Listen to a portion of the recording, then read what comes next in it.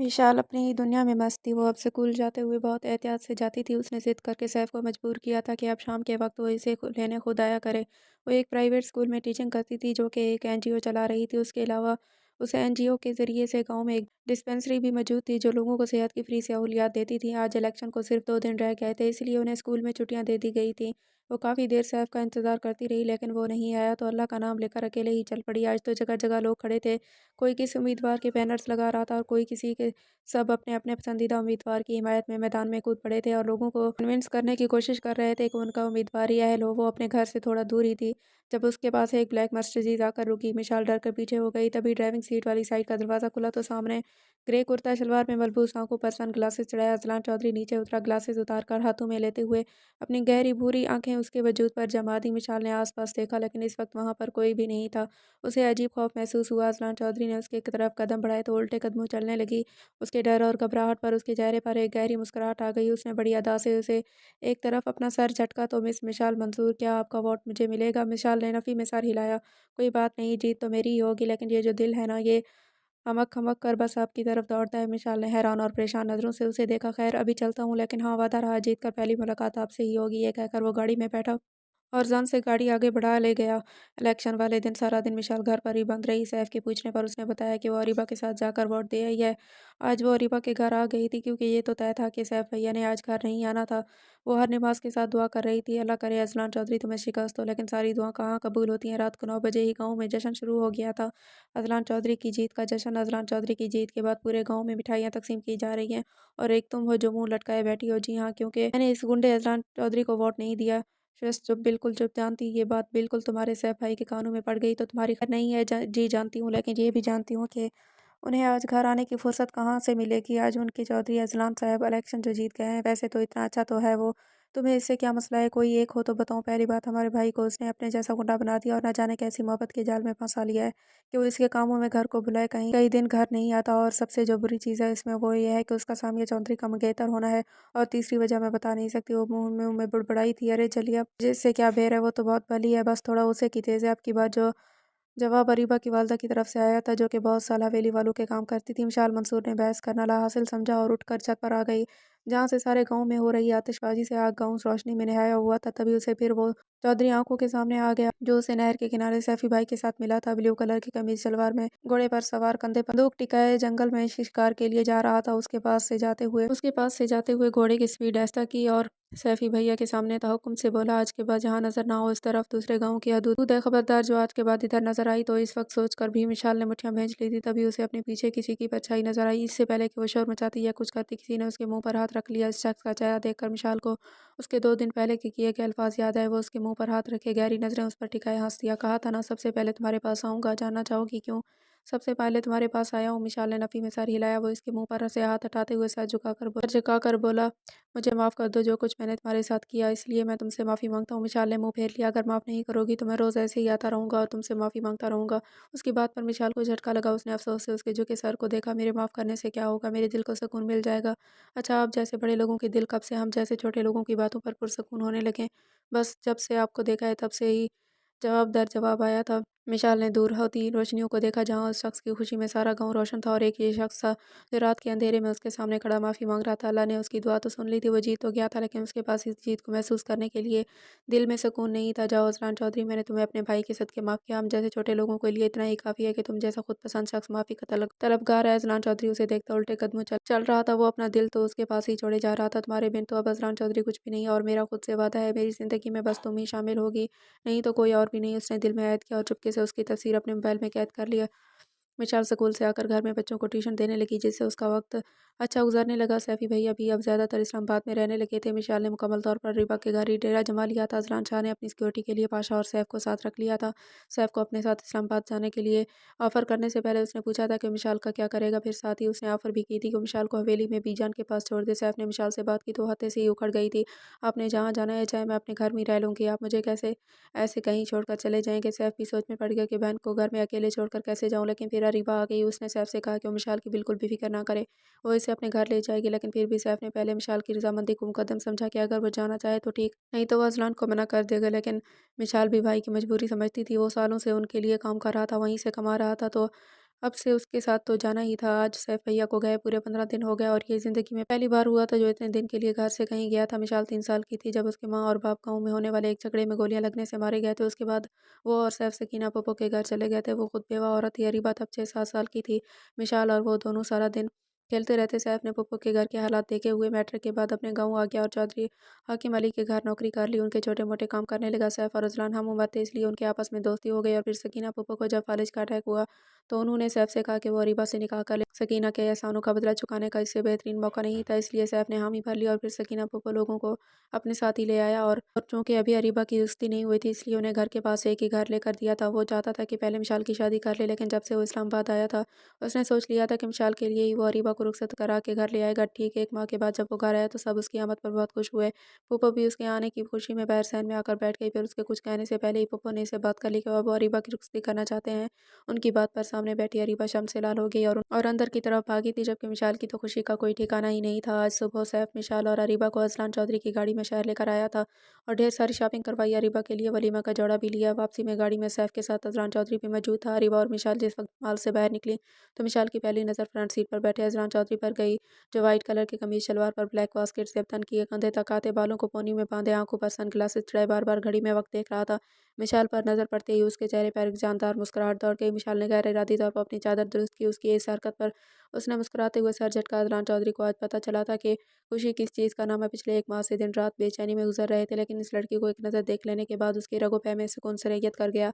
उन दोनों के गाड़ी में बैठने पर सैफ ने गाड़ी आगे बढ़ा दी, जबकि अदनान चौधरी लापरवाह नजर आने की कोशिश करते हुए अपने मोबाइल पर मसरूफ़ हो गया। फिर सारा रास्ता खामोशी से ही कटा। सैफ और वो आपस में कोई ना कोई बात कर लेते, लेकिन वो दोनों खामोश ही रहे। सैफ अपने आगे गाड़ी खड़ी कर और जल्दी से नीचे उतरकर सामान निकाल कर अंदर रखने लगा। अरीबा भी उसकी मदद करने लगी। जिस वक्त मिशाल उतरने लगी, अजलान चौधरी बगैर मुड़े बोला, सुनो, मैं तुम्हारे लिए कुछ लाया था। उसकी बात पर मिशाल ने एक सख्त नज़र उस पर डाली। उसकी नज़रों को महसूस करते हुए अजलान चौधरी ने भी उसकी तरफ देखा। दोनों की नज़रें मिली तो मिशाल ने नज़रें झुका ली थी। अजलान चौधरी ने एक पैकेट मिशाल की तरफ बढ़ाया, जबकि मिशाल ने सख्ती से मुठ्ठियां बेच लीं, जैसे मुबादा वो इसके हाथ के साथ आकर चिपक न जाए, और गाड़ी से उतरकर बगैर देखे घर के अंदर चली गई। जबकि अजलान चौधरी की नज़रों ने गेट तक उसका ताक़ुब किया। उसने एक गहरा सांस भरा और पैकेट वापस अपने हैंड कैरी में रख लिया था। ये तो तय था कि वो चीज़ उसके लिए वो किसी भी तरह उस तक पहुँच जाएगा। खुद से ज़िद लगाना भी कैसी अजीब-सी कैफ़ियत है ना। इंसान अपनी हठधर्मी से शिकस्त खा जाए तो अपनी ही नज़रों में शर्मिंदा हो जाता है। उसे आज सब्जियाँ उगाने का शौक जोश चढ़ा हुआ था और वो खरपी लिए अपने काम में मसरूफ़ थी। हाथ कंधे होने की वजह से फूंक मार कर परेशानी पर आते बाल हटाने की कोशिश कर रही थी। ब्लू कलर के सादा से कॉटन के जोड़े में मलबूस थी। वो नज़र हाथों पर जमाए अपने काम में पूरी तरह मगन थी। थोड़ी देर के बाद उसे अपने अकब में किसी की मौजूदगी का एहसास हुआ। अपने अकब में मौजूद किसी ज़ीरू का एहसास उसे इस वजूद से उठती खुशबू के ज़रिए हुआ था। वो खुशबू अपनी महंगी कीमत का एहसास चार सू फैला रही चुकी थी। उसने दुनिया की तमाम महंगी परफ्यूम के बारे में पढ़ रखा था और ये यकीनन ऐसे ही किसी ब्रांड की खुशबू थी। वो यकदम उठकर खड़ी हो गई। उसकी अपनी घर मौजूद इतनी हैरत ज़दा थी कि आसपास के मंजर थोड़ी देर के लिए कहीं गायब हो गया। एहसास था तो सिर्फ ये कि वो इस वक्त उसके घर में मौजूद था। अपनी शान और शौकत, खूबसूरती, अपनी बेहतरीन लिबास से इन तक किए वो नाकाबिल बयान एहसास कमतरी में मुब्तला हो गई। हेलो, उसकी तरफ से कोई जवाब ना पाकर वो क्यारी के पास रखी एक पुरानी जंग आलूद कुर्सी पर बैठ गया, जबकि मिशाल ने जल्दी से गले में पड़ा दुपट्टा सर पर जमा लिया। अजलान चौधरी आज दूसरी बार उसे ऐसे देख रहा था। ब्लू कलर के कपड़ों में गर्मी के तमाज़ात से गुलाबी चेहरे लिए सफ़ेद हाथ मिट्टी से लिथड़े हुए थे। तभी उसे अपने पीछे से सैफ भैया की आवाज़ सुनाई दी, अरे अजलान, कहाँ बैठ गए हो, आओ अंदर चलो। वो इसे लिए अंदर बढ़ गया और मिशाल को पानी लाने के लिए बोला। किचन तक पहुँचते पहुँचते उसने 100 तरह के मशरूब सोच लिए थे जो वो पीता था और उसकी हवेली में अक्सर मौजूद रहते थे, लेकिन ऐसा कोई मशरूब उसके घर में मौजूद नहीं था। वो फ्रिज खोलकर थोड़ी देर उसके अंदर मौजूद चीज़ों को देखती रही, फिर आड़ू के जूस का डब्बा और सादा पानी की बोतल निकाल ले आई थी। तेज़ी से एक गिलास में जूस और दूसरे में पानी उंडेल कर ट्रे में से जाए वो किचन में चली गई। वो ड्राइंग रूम में जिस वक्त दाखिल हुई थी वो सैफ से बातों में मसरूफ़ था। ड्राइंग रूम को सजाने वाले का ज़ौक़ बहुत अच्छा है। ड्राइंग रूम की अकलौती खिड़की के पर्दे हटाकर बंद बांधते हुए मिशाल ने सुना, ये हो क्या रहा है। उसने खिड़की के पास देखते हुए टटक कर सोचा। मिशाल ने लम्हा भर पलटी और उसकी बात सुनी और फिर मिशाल लम्हा भर को पलटी और उसकी बात सुनी और फिर कमरे से बाहर निकल गई। उसे एक बार फिर नए सिरे से गुस्सा आया था। ये क्यों आया है यहाँ, मुझे मेरी औकात दिखाने आया है, जबकि अजनान चौधरी उसकी मोहब्बत में पूर डूब चुका था। आज वो सैफ की शादी के बहाने से यहाँ आया था। दरहकीकत वो तो बस उसकी नज़र देखने आया था। इतवार का दिन शायद उस सबके लिए ही देर से शुरू होता है। मिशाल की आंखें खुली, घड़ी 10 बजने का ऐलान करते हुए उसका मुंह चढ़ा रही थी। उसने रात को सैफी भैया से शर्त लगाई थी कि वो इनसे पहले उठेगी। उसने तेजी से बिस्तर छोड़ा और सैफ के कमरे की तरफ भागी, लेकिन वहां तो लग रहा था कि कोई सोया ही नहीं। वो ना उम्मीद होकर सुस्त कदमों से सहन में आ गई। उसे आज सूरज पर भी गुस्सा आ रहा था, इतनी जल्दी क्यों निकल आते हो, मेरे पास होते ना पानी की बाल्टी भर के तुम पर फेंकती ताकि ये जो आग बरसा बरसा कर हमें मार रही है, ये आग बुझ जाती, न जाने उसे किस बात पर इतना गुस्सा था। असल में उसे इस सूरज में अजलान चौधरी ही नज़र आ रहा था। उसकी आंखों में भी तो ऐसी ही आग नज़र आती थी। उसको लगता था जलाकर भस्म कर डालेगा। तभी बैरूनी दरवाजे से सैफ पसीना पहुंचता अंदर दिखाई दिया। मिशाल को देखकर उसने 2 उँगलियों से विक्ट्री का निशान बनाया। मिशाल मुँह बनाकर किचन में घुस गई। सैफ उसके पीछे किचन में ही चला आया और नाश्ता बनाने में उसकी मदद करने लगा। मैं पप्पू की तरफ गया था। पप्पू के मालिक मकान को बता दिया कि वो इस महीने घर खाली कर देंगे और हाँ, रुख्सती के लिए जुम्मे का दिन तय पाया है। तुम सोई हुई थी तो नहीं तो मैं तुम्हें भी साथ ले चलता। चलें, कोई बात नहीं, वैसे भी मैं चलकर क्या करती है, चाहे अब अरीबा फूफो हम सब फिर से एक ही घर में रहेंगे। वो सच में बहुत खुश थी। मैं बस यही चाहता हूँ अब तुम भी रुखसत कर दूँ।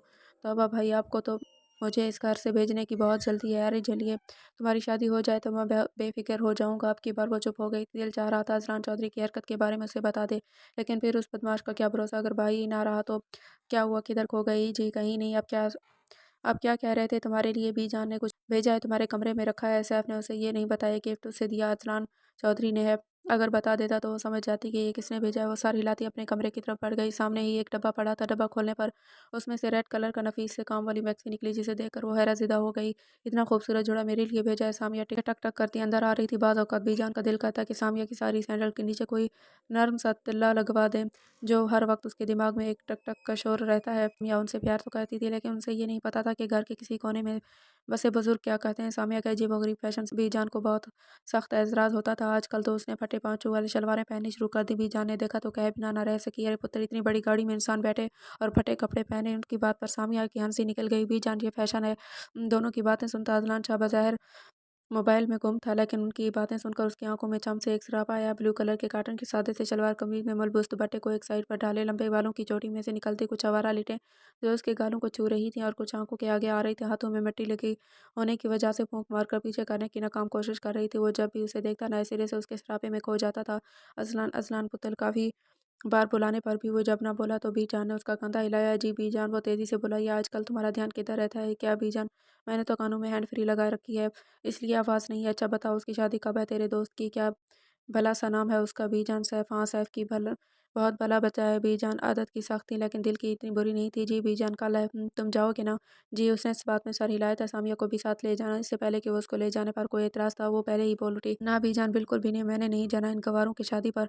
उसकी बात पर अजलान साथ झटक बाहर निकल गया। रेड कलर की मैक्सी में हम रंग चूड़ियां पहने, कानों में छोटे से टॉप्स डाले, हल्की से मेकअप के साथ वो अब बिल्कुल तैयार थी। घर मेहमानों से भरा पड़ा था। सैफ अभी तैयार होकर नहीं आया था। उसने शायद आज पहली बार लाल जोड़ा पहना था। भाई की शादी की खुशी बहुत थी।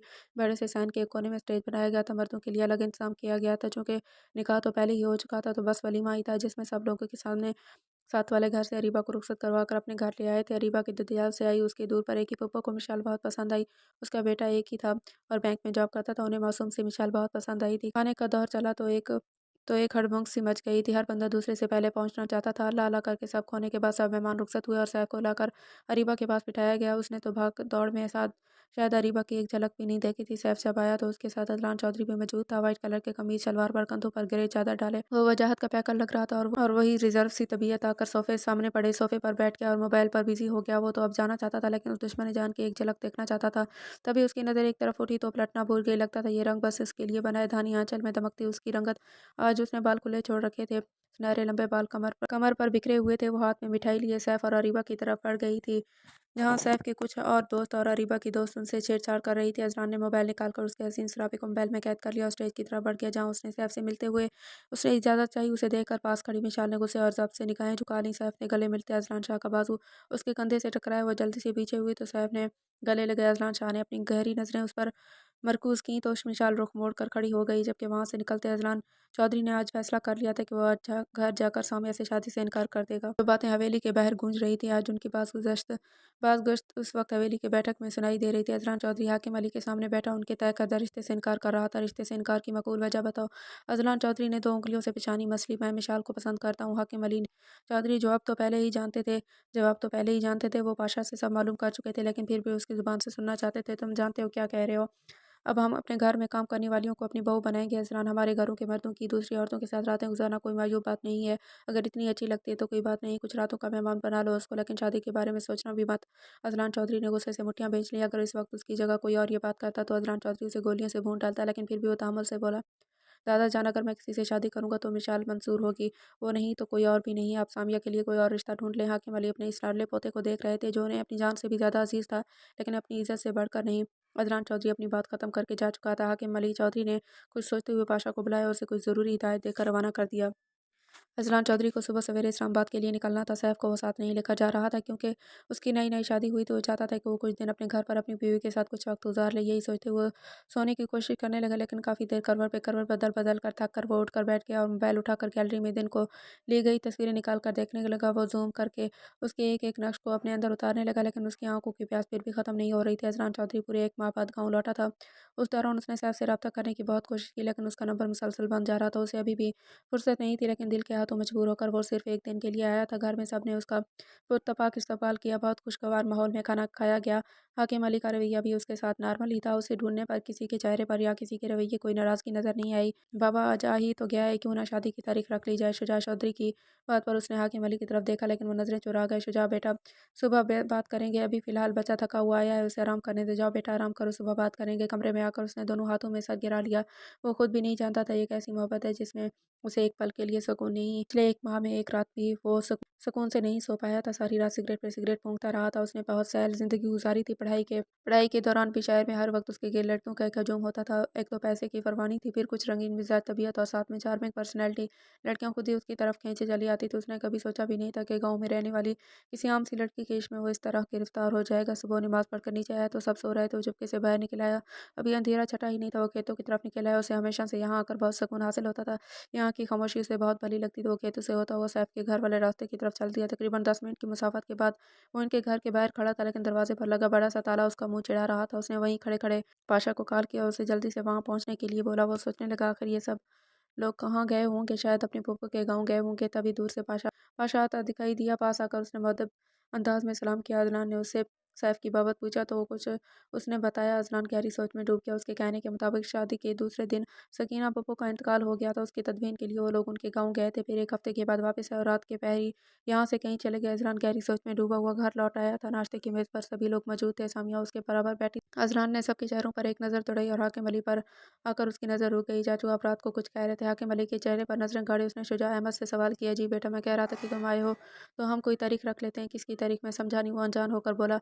बेटा तुम्हारी और सामिया की शादी की तारीख क्यों? दादा जान आपने चाचू को बताया नहीं जो मैंने आपसे कहा था? हाकिम अली ने अपनी जगह पर पहलू बदला। अब बाबा जान अजलान किस बारे में कह रहा है? मैं आपको बताता हूँ चाचू, अब सामिया के लिए कोई और रिश्ता ढूंढ लें, क्योंकि मैं फ़िलहाल शादी नहीं करना चाहता। सामिया के हाथ से चम्मच प्लेट में गिर गई। पास बैठी बीजान ने अजलान को हाथ पकड़ लिया। ज़ारा और शुजा मुँह खोले हाकिम अली की तरफ देखने लगे, जबकि अजलान अपनी बात मुकम्मल करके नैपकिन से हाथ साफ करता हुआ जाने के लिए उठ खड़ा हुआ। चलता हुआ बीजान, मुझे आज असेंबली के सेशन में पहुंचना है। बीजान ने उसकी पेशानी चूमी, जबकि बाकी सबको लग रहा था कि सांप सूख गया हो। उसे इस्लामाबाद आए हुए पूरे 6 माह गुजर चुके थे। उसने अपने कुछ खास बंदे सैफ की फैमिली को ढूंढने पर मामूर किए हुए थे, लेकिन अभी तक उनका पता भी नहीं चल सका। वो जानता था हाकिम अली जानते हैं कि वो लोग कहाँ हैं, लेकिन वो खुद ही उन्हें ढूंढना चाहता था। वो नहीं चाहता था कि हाकिम अली को इस बात पर भनक पड़े कि वो उन्हें ढूंढ रहा है। उसे आज शिद्दत से माँ की याद आई थी। उसने अपना वॉलेट खोलकर उसमें रखी अपनी माँ की वाहिद तस्वीर को देखा, जो उसे अपने बाप की स्टडी में बहुत अरसा पहले मिली थी। हवेली में किसी भी उसके माँ के बारे में बात करने की इजाज़त नहीं थी। वो बहुत छोटा था जब एक दिन अपनी माँ की बाबत दरियाफ्त करने पर हाकिम अली से उसने वादा लिया था कि वो उसकी हर जगह हर बात मानेंगे, लेकिन वो कभी अपनी ज़ुबान पर दोबारा कभी ये सवाल नहीं लाएगा। और इसने चुप साध ली। हाकिम अली अपने ज़ुबान के पक्के निकले थे कि हर बात को भला चूंचरा मान लिया जाता था। उसे बेजा लाड प्यार दिया गया और हद से ज़्यादा लाड प्यार उसे खुद सरजिद्दी और घमंडी बना दिया था। वो चाहता था कि वो जिस चीज़ की चाह करेगा उसकी हो जाएगी, और यही गलती उससे हुई थी। जब उसने विशाल को देखा तो उसने समझा जैसे उससे पहले जैसे उसकी ज़िंदगी में लड़कियां आती रही हैं, वो उनके साथ 1 रात 2 रातें गुजार लेता था और बस उसका काम खत्म हो जाता था। इस बार भी वो ऐसा ही करेगा, लेकिन पहली बार उसका पाला एक मजबूत किरदार की लड़की से पड़ा था, जिसे उसकी पर्सनैलिटी और पैसे से कोई सरकार नहीं था। उसे बस अपनी इज़्ज़त इज़्ज़त बहुत प्यारी थी और उसकी यही अदा उससे भाग गई थी। उसकी तरफ अगर कोई लड़की देखकर मुँह मोड़ लेती तो वो कभी दोबारा इधर थूकता भी नहीं था, लेकिन उसके साथ पहली बार ऐसा हो रहा था। वो जितना उसे देखकर गुस्सा होती थी, जितना उसे चिढ़ती थी, उसका दर अरसलान चौधरी के दिल में उसको पाने की जस्तजू बढ़ गई थी। और फिर शायद उसने अपनी ज़िंदगी में पहली बार कोई लड़की देखी थी जो खुद को छुपा-छुपा कर रखती थी। उसकी यही बात उसे अट्रैक्ट करती थी। अजलान शाह ने ऑफ़िस में बैठा किसी फ़ाइल की वर्क गर्दानी का उसका मोबाइल रिंग हुआ तो अनजान नंबर देखकर उसने कुछ पल तवक्कुफ़ किया, नंबर पहचानने की कोशिश की, फिर 605 में उसने कॉल रिसीव कर ली, लेकिन दूसरी तरफ की आवाज़ सुनकर वो अपनी जगह पर खड़ा हो गया। "कहाँ हो तुम इस वक़्त?" उसने पेन लेकर जल्दी से पता नोट किया, अपना कोट और गाड़ी की चाबी उठाकर पागलों की तरह बाहर की तरफ भागा। वो बस इतना जानता था कि जिसने उसे पुकारा वो इसकी मताए हयात है। उसके बस में नहीं था कि वो उड़कर लाहौर पहुँचे। वो बहुत रश ड्राइविंग कर रहा था, लेकिन फिर भी उसे लाहौर पहुँचने में कम से कम 4 से 5 घंटे लगने थे। होंठों में सिगरेट दबाए एक्सीलेटर पर दबाव बढ़ाकर उसने स्पीड और तेज़ की। उसके कानों में बस उसकी आवाज़ गूंज रही थी, "मुझे आपकी मदद चाहिए।" उसके दिमाग में यूं ही उसका जुमला गूंजता रहा, वो गाड़ी की स्पीड और तेज़ कर लेता। अगले 4 घंटों में उसकी बताई गई जगह पर मौजूद था। अपनी गाड़ी बाहर मेन रोड पर खड़ी करके वो पैदल अंदर की तरफ चल दिया। ये अंदरून लाहौर का एक शर्मांदा इलाका था। तंग तरी गलियों से गुजर कर और एक पुराने और बसीदा घर के सामने रुक गया। दरवाजे पर दस्तक देते हुए उसके हाथ कांप रहे थे। 2-3 बार दस्तक देने के बाद अंदर से एक बूढ़ी औरत बाहर आई। "जी बेटा, किससे मिलना है?" "ये यूसुफ साहब का घर है।" "जी हाँ, आप कौन?" "मुझे मिशाल से मिलना है।" औरत ने मुंह पर हाथ रखकर सर से पांव तक उसका जायजा लिया और उसके लिए दरवाज़ा खोलते हुए उसे लिए एक कमरे में आ गई। बैठो बेटा मिशाल, और मारूफ अभी कहीं गई हुई है, थोड़ी देर तक बस आती होगी। "तुम मिशाल के शौहर हो ना?" उसकी बात पर उसने चौंक कर उन्हें देखा और इस बात में सार हिला दिया। तभी बाहर से आवाज़ें आना शुरू हो गईं, जैसे कोई बहस कर रहा हो। अज़लान अपना सारा ध्यान मोबाइल में मरकूज़ किए था, लेकिन आवाज़ें तेज़ से तेज़ होती जा रही थी। अज़लान झंझलाकर अपनी जगह से उठा और कमरे में मौजूद अखलौते दरवाज़े से बाहर निकला। सामने का मंज़र देखकर उसके होश उड़ गए, जहाँ एक लड़की के पीछे छुपी ब्लैक अबाया में मलबूस मिशाल थी, जबकि सामने 4 आदमी साइन में बड़ी प्लास्टिक की कुर्सियों में बराजमान थे। उनमें से एक मौलवी साहब थे, जबकि एक आदमी खड़ा अज़लान को अंदर लाने वाली खातून से बहस कर रहा था। उन लोगों में से किसी की भी नज़र अज़लान पर नहीं पड़ी थी। वो खुद ही आगे बढ़ आया था। "जी, क्या मैं पूछ सकता हूँ, क्या मसला है?" उसे देखकर मिशाल की जान में जान आई। जो आदमी बहस कर रहा था उसने सवालिया नज़रों से उस औरतों की तरफ देखा। "ये कौन है और यहाँ क्या कर रहा है?" "ये मिशाल का शौहर है, लेने आया है।" इस औरत की बात पर मिशाल का दिल किया कि ज़मीन फटे और वो इसमें समा जाए। अज़लान चौधरी बहुत एतमाद से आगे बढ़ा और मिशाल को अपना सामान लाने के लिए कहा, जबकि सामने खड़े लोगों को ऐसा लग रहा था जैसे सांप सूंघ गया हो। तुम मैंने अज़लान चौधरी हो ना?" उनमें से एक आदमी अज़लान को देखते हुए बोला, "हम कैसे यकीन कर लें, ये तुम्हारी बीवी है। यकीन करना है तो करो, नहीं तो तुम लोगों की मर्ज़ी। तुम अगर सबूत नहीं दोगे तो हम तुम्हें इस लड़की को यहाँ से लेकर नहीं जाने देंगे।" "अच्छा, तुम रोकोगे मुझे?" अज़लान ने उसकी तरफ पेशकदमी की, जबकि वो शख्स उल्टे कदम दरवाजे की तरफ बढ़ने लगा। "तुम मुझे जानते नहीं हो?" वो शख्स हकलाते हुए बोला। "अच्छा, कौन हो तुम?" "मुझे उल्टी खोपड़ों का बंदा हो। तुम लोग इस लड़की के साथ इससे पहले जो कुछ कर चुके हो वो काफ़ी है। अब मज़ीद मुझे यहाँ नज़र ना हो तुम लोग।" वो शख्स बड़बड़ाता हुआ वहाँ से चल दिया। उसके पीछे उसके दोस्त और मौलवी साहब भी निकल गए। तभी अपने पीछे खटके की आवाज़ पर अज़लान देखा तो देख लिए मिशाल खड़ी थी। "चलें?" अज़लान के पूछने पर उसने सरस बात में हिलाया। अज़लान ने आगे बढ़कर उस औरत का शुक्रिया अदा किया, "आपने इतने दिन में इसे अपने पास रखा, उसकी हिफाज़त की। मैं आपका ये एहसान कभी नहीं चुका पाऊँगा।" उसके वॉलेट में इस वक़्त जितने पैसे थे उसने सारे निकाल कर औरत की मुट्ठी में दिए और वो ना करती रह गई, लेकिन अज़लान ने ज़बरदस्ती उन्हें वो पैसे थमाए और आगे बढ़कर मिशाल के हाथ से बैग ले लिया। गाड़ी में गहरी खामोशी छाई हुई थी। गाड़ी फिर से उसी रास्ते पर रवां-दवां थी, लेकिन अब अज़लान मुतमईन था। उस मंज़िल पर पहुँचने की कोई जल्दी नहीं थी। वो सरशार-सा बैठा हुआ था। वो इस औरत की बात को सोच-सोच कर ही खुश हो रहा था। ये मिशाल का शौहर है, इसे लेने आया है। उसके कानों में ये बाज़गश्त रस घोल रही थी, जबकि उसके साथ बैठी मिशाल ने शर्मिंदगी के मारे सर ऊपर नहीं उठाया जा रहा था। "प्लीज़, जहाँ गाड़ी एक साइड पर रोकें।" "क्यों?" अज़लान की पेशानी पल पड़े। "मुझे हॉस्पिटल जाना है।" "हॉस्पिटल क्यों?" उससे सवाल करने के साथ ही उसने गाड़ी रोक दी। "वो भैया हॉस्पिटल में है, मैंने इसलिए आपको कॉल करके बुलाया था।" "कौन से हॉस्पिटल है? क्या हुआ है उसे?" उसने गाड़ी स्टार्ट करते हुए उससे सवाल किया। "आप रहने दें, आपको तकलीफ़ होगी, मैं यहाँ से टैक्सी ले लूँगी।" उसकी बात सुनकर अज़लान का दिमाग खोल उठा। "बताइए कौन से हॉस्पिटल में है? वो आपका भाई है तो मेरा भी दोस्त है वो।" उसने गुस्से से चबा-चबा कर अल्फ़ाज़ अदा किए। मिशाल उसके गुस्से से डरकर हॉस्पिटल का नाम बताकर खामोश हो बोलेंगी, आपसे पूछ रहा हूँ क्या हुआ है उसे?" "मुझे नहीं पता, हम लोग सकीना पप्पो की तदफ़ीन के लिए उनके गाँव गए थे, वापस आए तो पाशा हमारे घर के बाहर खड़ा था। उसने भैया से कुछ कहा और फिर भैया रातों-रात हमें लेकर गाँव से चले आए, लेकिन रास्ते में ही हमारा एक्सीडेंट हो गया, जिसमें भैया की एक टाँग और बाजू टूट गई, जिसमें और मैं और अरीबा महफूज़ रहे।" अज़लान ने उसकी बात सुनकर होंठ खींच लिए। रोने की वजह से उसका जिस्म हौले-हौले काँप रहा था। अज़लान ने उसकी तरफ पानी की बोतल बढ़ाई, जैसे वो एक ही सांस में पी गई थी। "तुम जिनके घर रह रही थी, ये कौन लोग हैं?" "ये मेरी कॉलेज की दोस्त है। मैं और अरीबा बारी-बारी भैया के पास हॉस्पिटल में रहते थे। एक दिन अरीबा और एक दिन मैं, तो हम रात को उसके घर आ जाते थे।" "और वो आदमी कौन था?" "वो मारूफ़ का कज़न था। उसने एक दिन मुझे मारूफ़ के घर से निकलते देख लिया, तो उसके बाद पीछे ही पड़ गया। मैंने उससे ही तंग आकर आपको कॉल की थी, लेकिन आज तो उसने हद कर दी थी। मौलवी साहब को लेकर आ गया। अगर आप ना आते तो ना जाने मेरा क्या होता।" उसने झरझरीली हॉस्पिटल में उसे आता देखकर सैफ की आंखों में एक खौफ सा लहरा गया था। उसने उठने की कोशिश की, लेकिन अज़लान ने उसे सहारा देकर वापस लेटा दिया। "कैसे बेवफ़ा यार हो, जानते भी हो मैं तुम्हें कितनी कॉल्स की हैं, लेकिन तुम्हारा नंबर मुसलसल बंद जा रहा था। मेरा मोबाइल गुम हो गया, तभी डॉक्टर राउंड पर आया और चेकअप के बाद सैफ को डिस्चार्ज कर दिया।" उसके डिस्चार्ज की बात सुनकर अरीबा और मिशाल दोनों परेशान हो गई। जो जमा पूंजी थी वो हॉस्पिटल में ख़र्च हो गई। गाँव वो लोग जा नहीं सकते थे। सैफ ने सख्ती से मना किया था कि वहाँ हमारी जानों को खतरा है, इसलिए वहाँ के बारे में तो सोचें भी मत। अज़लान किसी से मोबाइल पर बात करता हुआ बाहर निकल गया। अरीबा और मिशाल ने परेशानी से रोना शुरू कर दिया। फिर सैफ की आवाज़ सुनाई दी, "अरीबा, तुम्हारे घर चलते हैं?" "हाँ, क्यों नहीं, मेरा नहीं, वो आपका भी घर है।" उसकी बात के जवाब में वो कुछ नहीं बोला, बस खामोश नज़रों से उसे देखने लगा। तभी अज़लान की वापसी हुई। "तुम लोगों ने सामान बाँध लिया है?" "जी, आप जाएँ, हम लोग चले जाएँगे।" अज़लान ने गाड़ी की चाबी मिशाल की तरफ बढ़ाई तो, "तुम और भाभी जाकर गाड़ी में बैठो, मैं सैफ को लेकर आता हूँ। लेकिन कुछ नहीं, जितना बोला है उतना करो। विशाल ने सैफ की तरफ देखा तो उसने आँख के इशारे से जाने के लिए कहा। वो इस वक्त 2 कमरों के फ्लैट में मौजूद थी। सजा सवरा हर तरफ के फर्नीचर से रास्ता छोटा-सा फ्लैट बहुत खूबसूरत था। सैफ को कमरे में छोड़कर वह जाने के लिए बढ़ा। सैफ ने उसका हाथ पकड़ लिया। मुझे तुमसे कुछ बात करनी है, बोलो, मैं सुन रहा हूँ। तुम ये सब क्यों कर रहे हो? क्योंकि तुम मेरे दोस्त हो और तुमने मेरे हर अच्छे बुरे वक़्त में मेरा साथ दिया, तो फिर बोलो रुक क्यों गए? सैफ बोलो, बड़े चौधरी विशाल को क्यों मारना चाहते हैं? ये तुमसे किसने कहा है? उन्होंने पाशा को कहा था कि विशाल को ख़त्म कर दिया। अजरान ने गुस्से से मुठ्ठियाँ भींच ली और कमरे में चक्कर काटने लगा। फिर तेज़ी से कमरे से निकलकर साथ वाले कमरे में गया, जो कि उसके ज़ेर इस्तेमाल था। ये फ्लैट उसने अपनी पढ़ाई के दौरान लिया था और फिर उसके बाद जब कभी लाहौर आना होता वो होटल की बजाय यहीं रुकता था। उसने अलमारी में से फ्लैट के पेपर निकाले और अपने वकील को कॉल करने लगा। तभी वॉशरूम का दरवाज़ा खुला और विशाल शावर लेकर बाहर निकली। उस कमरे में देखकर दरवाजे में ही रुक गई। उसके बालों से गिरते पानी की बूंदें उसके चेहरे को भिगो रही थी। गले में पड़ा दुपट्टा एक साइड को ढला गया था। अजलान एक ट्रांस की कैफियत में चला गया।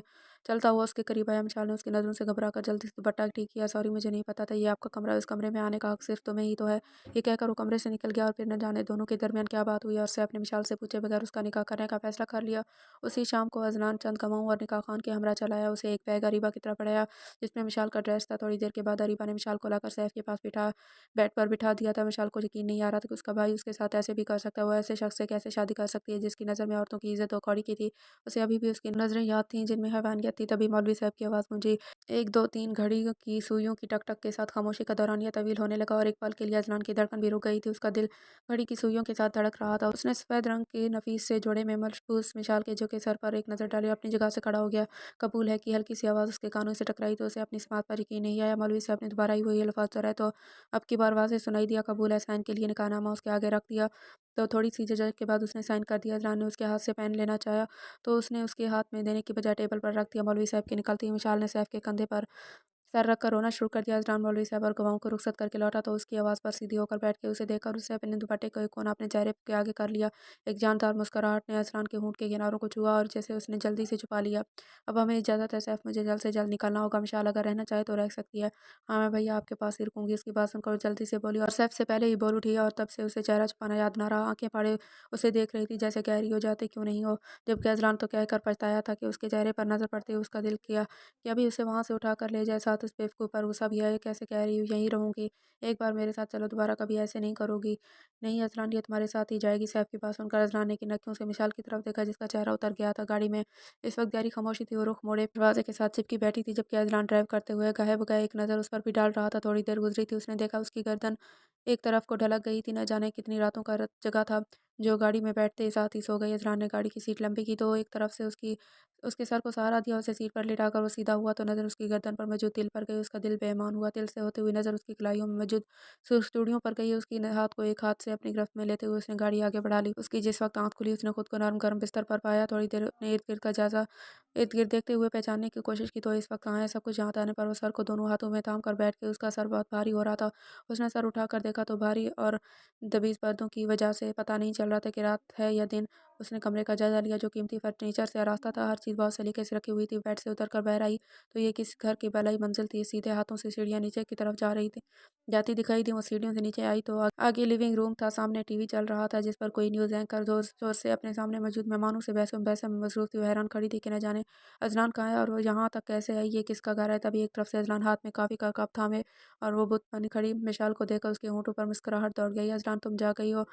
वो जो पहले ही डरी हुई थी अपनी पुश्त पर उसकी आवाज़ सुनकर हड़बड़ाकर पीछे हुई और पीछे लेके दीवार गिर आईने से जा टकराई। अजलान उसे अपने हाथों में मौजूद कप उसकी तरफ बढ़ाया जिसे उसने जल्दी से थाम लिया। उसे उसकी बहुत तलब हो रही थी। अजलान वापस मुड़ गया जबकि वो चलती हुई जाकर एन टीवी के आगे बैठ गया। वो खाली दिमाग के साथ टीवी देख रही थी। अजलान अपना कप उठाया उसके बराबर आकर बैठ गया लेकिन उसने देखा वो दिमागी तौर पर हाजिर नहीं।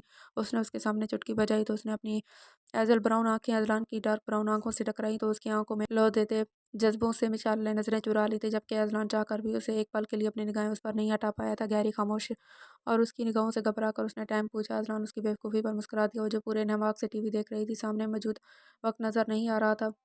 उसे भी शदीद एहसास हो गया था इसलिए दोबारा सवाल नहीं किया। रात के 10 बज रहे थे। मुझे अरीबा से बात करनी है। अजलान ने नंबर डायल करके मोबाइल उसकी तरफ बढ़ा दिया जबकि वो मोबाइल थामे अपने ऊपर कमरे में चली गई। हेलो मिशाल, कैसी हो? उसकी आवाज़ सुनकर मिशाल का दिल भर आया लेकिन कंट्रोल करते हुए बोली, ठीक हूँ, तुम कैसी हो? भैया कैसे हैं? ठीक हैं। प्लीज़ भैया से बात करा दो। निशी, वो अभी सो रही है। अच्छा चलो मैं सुबह बात कर लूँगी। मिशी तुम ठीक हो ना? अज़लान बहुत अच्छा है, उसने हमारी बहुत मदद की है, वो ना होता तो हम कहाँ जाते। हम सही कह रही हो, मैंने भी इसलिए इससे शादी कर ली, नहीं तो मैं मरकर भी ऐसे शख़्स से शादी ना करती। उसे खाने के लिए बुलाने अंदर आ रहे थे अज़लान के कदम उसके बात पर वहीं रुके, लेकिन क्यों मिशी, वो तो बहुत हैंडसम, इतने बड़े घर का बेटा है, तुम्हारे भैया का बहुत अच्छा दोस्त है, ऐसे क्यों कह रही हो? अनपढ़ जाहिल गँवार है, वहाँ गाँव में भी हर वक़्त हाथ में बंदूक उठाए किसी की जान का दुश्मन ही बना होता है। मिशी रुकन पार्लियामेंट है, हाँ, तो वहाँ जाने की सारी खसूसियात है ना इसमें, अब तुम अब ज़्यादती कर रही हो। मिशाल अरीबा की इसकी वकालत से तंग आकर उसने फ़ोन ही काट दिया, जबकि दरवाज़े के बाहर खड़े अज़लान ने गुस्सा ज़ब्त करते हुए मुठ्ठियाँ भींच लीं। वो उसे ढूँढती नीचे आई, जहाँ वो खाने की टेबल पर बैठकर खाना खाने में मसरूफ़ था। उसने नज़र उठाकर भी मिशाल की तरफ नहीं देखा, बस हाथ के इशारे से उसे खाने के लिए बोला। खाने को देखकर मिशाल की भूख चमकी, वो बैठी तो उसने आगे रखी प्लेट में बिरयानी डाल दी। उसे शायद भूख लगी हुई थी, तभी वो तेज़-तेज़ हाथ चलाने लगी। अज़लान अपना खाना ख़त्म करके अब सीने पर हाथ बाँधे उसे देखने लगा। जब उसकी प्लेट में चावल ख़त्म होने लगे तो अज़रान ने पूछे बगैर मज़ीद चावल डाल दिए। अब की बार उस शर्मिंदगी से उसने हाथ खींच लिया। उसकी शर्मिंदगी भांपते हुए अज़रान वहाँ से उठ गया। खाने के बाद बर्तन धोकर वो लाउंज में आकर बैठ गई। काफ़ी देर गुज़ारने के बाद वो कमरे में आई तो मलजगा सा अंधेरा फैला हुआ था। अज़लान बेड पर नेम-दराज़ था। वो बेड के करीब खड़ी सोचने लगी कहाँ सोए, तभी उसे बेड की दूसरी तरफ एक तकिया और ब्लैंकेट नज़र आया। वो तकिया लेकर बिल्कुल कोने में लेट गई। अज़लान की आँख अलार्म की आवाज़ पर खुली खड़ी, पर इस वक़्त सुबह के 10 बज रहे थे। वो उठने लगा तभी उसकी नज़र अपने सीने पर रखे हाथ पर पड़ी। उसने गर्दन मोड़कर अपने पहलू में लेटी मिशाल पर एक नज़र डाली, एक हाथ गाल के नीचे रखे जबकि दूसरा हाथ अज़रान के सीने पर मौजूद था। अज़रान ने उसके हाथ को अपनी नरम गिरफ्त में लिया और उसकी पुश्त पर अपने होंठ रख दिए। उसका लमस पाकर मिशाल हल्का सा किस्मसाई तो अज़रान नरमी से उसका हाथ अपने सीने से हटाते हुए उठ गया था। ये उसकी ज़िंदगी की खूबसूरत सुबह थी। पिछले 8 माह से वो रोज़ रात को यही तो ख्वाब देखता आ रहा था। वो फ्रेश होकर बाहर आया तो वो पाँव लटकाए बेड पर बैठी थी। विशाल ने बगैर शर्ट के अज़रान को देखकर नज़रें झुका ली थी। अज़रान ने उस पर एक नज़र डाली और वार्डरोब की तरफ बढ़ गया। नेवी ब्लू कलर की शर्ट निकाल कर पहनी और हाथ में एक पिंक कलर का नफीस सा काम वाला जोड़ा निकाल कर विशाल के पास रख दिया और वहीं खड़े शर्ट के बटन बंद करने लगा। उसकी नज़रें विशाल के चेहरे का तवाफ कर रही थी। विशाल कपड़े हाथ में लेकर तेजी से वॉशरूम में घुस गई। वो बाहर निकली तो वो कोट पहने विंडो के पास खड़ा किसी से फ़ोन पर गुफ्तगू में मसरूफ़ था। विशाल ड्रेसिंग के आगे खड़े होकर अपने बाल सुलझाने लगी। लंबे घने बालों से उसकी पुश्त को ढाँप रखा था। अदलान बात करता हुआ गैर इरादी तौर पर उसके पीछे आकर खड़ा हो गया और ऐनी में नज़र आते उसके अक्स पर नज़रें जमा दी। विशाल की पुश्त उसके सीने से टकरा रही थी। उसे अपने इतने करीब देखकर उसके हाथों से ब्रश गिर गया था। अदलान मुस्कुराकर थोड़ा सा आगे को झुका और उसकी कान की लू पर अपने लब रख दिए। उसकी इस हरकत पर वो शर्म से सुर्ख पड़ गई और खुद में सिमट गई थी, जबकि अज़रान ने सीधा होते हुए उसके चेहरे पर एक नज़र डाली। मैं ऑफिस जा रहा हूँ, जल्दी वापस आ जाऊँगा। कमरे से निकल गया। उसके निकलते ही मिशाल दिल पर हाथ रखते हुए बेड पर बैठ गई। मुझे क्या हो रहा है? इस शख्स के सामने मेरी ज़ुबान को ताले क्यों लग जाते हैं? उसने अपने दिल पर हाथ रखा जो दुगनी रफ्तार से दौड़ रहा था। उसकी हरकत याद करके वो कान की लो तक सुर्ख हो गई थी। उनसे कुछ कहने को था, भूल गया। हाय क्या बात थी, क्या भूल गया? हो गई सैकड़ों बातों की वफ़ा, हँस के जब तूने देखा मैं भूल गया। वो अभी भी अपने ऑफिस से लौटा था। उसका आज आखिरी दिन था ऑफिस में, क्योंकि ये हुकूमत अपनी मुद्दत पूरी कर चुकी थी। अपने नए इलेक्शन होने थे।